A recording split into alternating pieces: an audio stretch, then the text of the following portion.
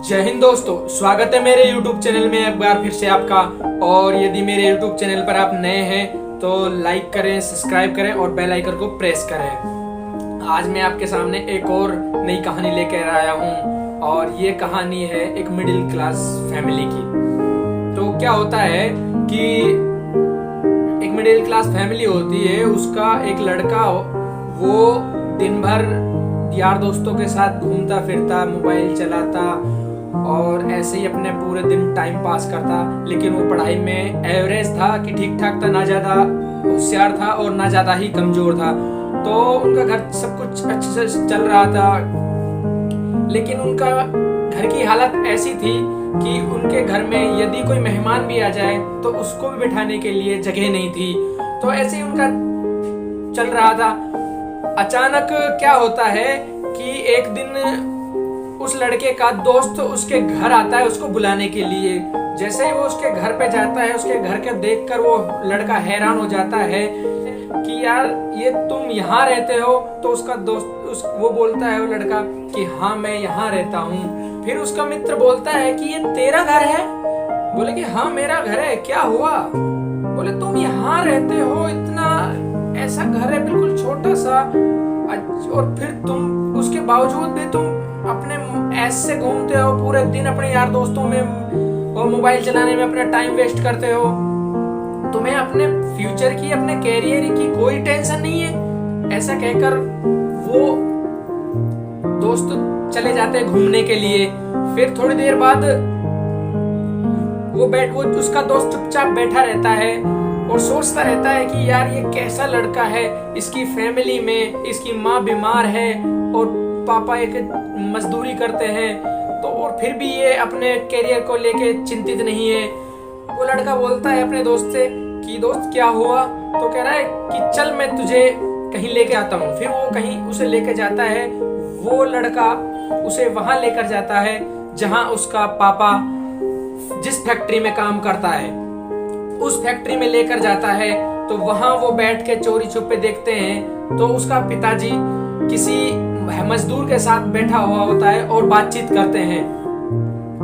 कहते हैं कि घर में बीवी बीमार है और जो भी मैं यहाँ से कमाता हूँ बस उससे हमारा घर का गुजारा चलता है। मैं क्या करूँ, इतनी परेशानियां हैं, ऐसा दिल करता है कि मैं मर जाऊं। फिर कहता है कि बस अब मेरी तो लास्ट उम्मीद मेरा बेटा ही है। देखना एक दिन मेरा बेटा इससे भी बड़ी कंपनी खोलेगा और उसका मालिक बनेगा।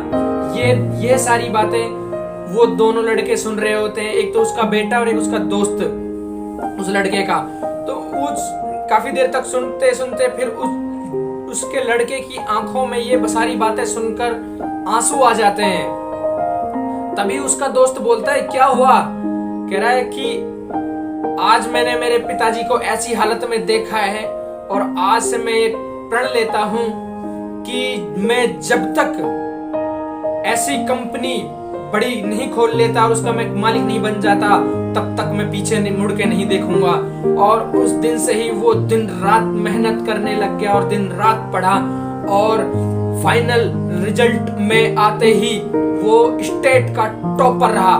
जब उसका स्टेट का टॉपर रहा तो उसके बाद उसके इंटरव्यू हुए, उसके बाद उसकी मीडिया वगैरह सब ने उन्होंने बधाई दी। जब उसका इंटरव्यू हुआ तो उससे उसके पूछा गया कि तुम्हारे इस टॉप आने के पीछे कारण क्या है? तो बोले मेरा कोई कारण नहीं है, बस मैं अपने माँ बाप को खुशी देखना चाहता हूँ। मेरे पापा की एक ही इच्छा है कि मैं जिस फैक्ट्री में मेरे पापा काम करते हैं उस फैक्ट्री से भी बड़ी एक कंपनी का मालिक मैं बनूं। बस मेरी यही एक इच्छा है और बस इसी से ही मैंने अपने दिल में, अपने मन में ठान लिया कि जो मुझे आज मेरे पापा का वो सपना मुझे पूरा करना है। मेरे पापा के वो हालात हैं वो मुझे सुधारने हैं, चाहे उसके लिए मुझे कुछ भी करना पड़े तो मैं ये चीज जरूर करूंगा।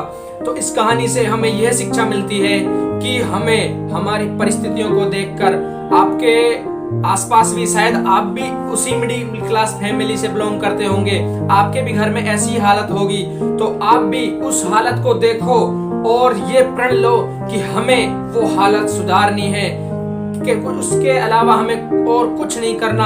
हमें हमारा लक्ष्य टारगेट निश्चित कर लेना चाहिए कि हमें ये करना है तो करना ही है, उसके लिए हमें चाहे कुछ भी करना पड़े। क्योंकि जब तक हम अपने मन में हमारी परिस्थितियों को नहीं देखते और हमारी परिस्थितियों को टारगेट नहीं बनाते, तब तक हम सफल नहीं होते। क्योंकि हमारे जीवन की सबसे बड़ी बाधा यही है कि हम किसी चीज को सीरियस नहीं लेते, और हम जिस दिन हमने कोई चीज को करने के लिए ठान लिया तो ये लगा लो उस दिन हमें कोई नहीं रोक सकता, हमें सफलता अवश्य मिलेगी।